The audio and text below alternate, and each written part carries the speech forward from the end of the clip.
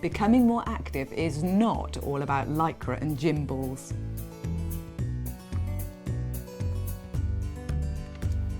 It's really important just to start doing something, however small it is. So you can begin with small steps, literally small steps. Even if you're confined to the home, just trying to walk a little bit more often during the day, not sitting on the sofa or sitting down for longer than half an hour at a time. Jill has COPD. Hello. She's joined a general exercise class in her local gym, and it seems to be making a difference to how she feels. You can do things at your own pace. You don't know anybody when you first go, but like 2 or 3 sessions and you're on first name terms with everybody and you've met a whole load of new people, and it's really good. I looked forward to going. I really enjoyed it. Take it easy now, Jill. If you feel you need to ease off a bit, you can. Good, push through. It's a functional exercise. It'll help us get in and out of the chair at home. Keep it going. Good. How are you feeling? All right. I'm a bit breathless after that one. It takes quite a lot out of you. Some of them are easier than others. You know, that's quite a hard one when you're against the wall, your upper body. You feel exhilarated, like you've done a workout. But I go home and carry on, do the dinner, do your usual things. You know, you're okay after it. And it definitely benefits you. Definitely. Right, I better go and get cracking on my next one.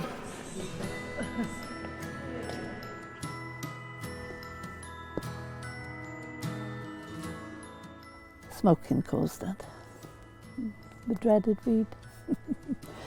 But I've been finished smoking, packed up about 10-12 years ago. But, I mean, if I'd carried on smoking, I'd be dead now. And it's forward, up, and just roll the shoulders back. So basically we're opening out the chest. What you're seeing is people that have had strokes, people that have respiratory conditions, and they're all working in the same environment. Take more exercise. But the thing is, at home you don't, you see. You tend to sit in the chair and watch the television. But here you've got to get on with it. And it's excellent because it's teaching you, isn't it? Reach up and then stretch over. They've forgotten how to move, so we want to get them flexing again, we want to get them opening the chest, and we want to get them moving. Jeff had a stroke when he was on holiday. Over the last 18 months, he's made considerable progress.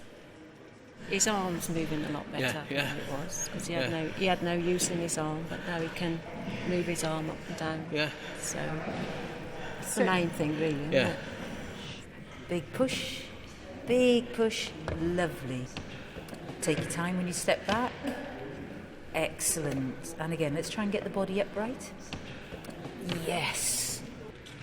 These exercises challenge to use the leg again for active daily living, for things like walking up steps, walking upstairs, walking up hills. It's also increasing the cardiovascular because they're working major muscle groups. Major muscle groups need more oxygen, so it makes the heart work harder.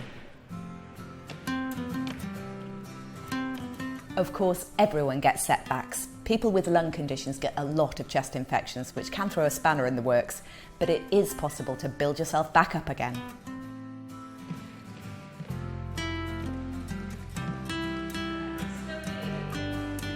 We would love to see you. We would love to help. If you're not sure, just come along and have a look. We would love to see you. Why don't you talk to your GP about exercise?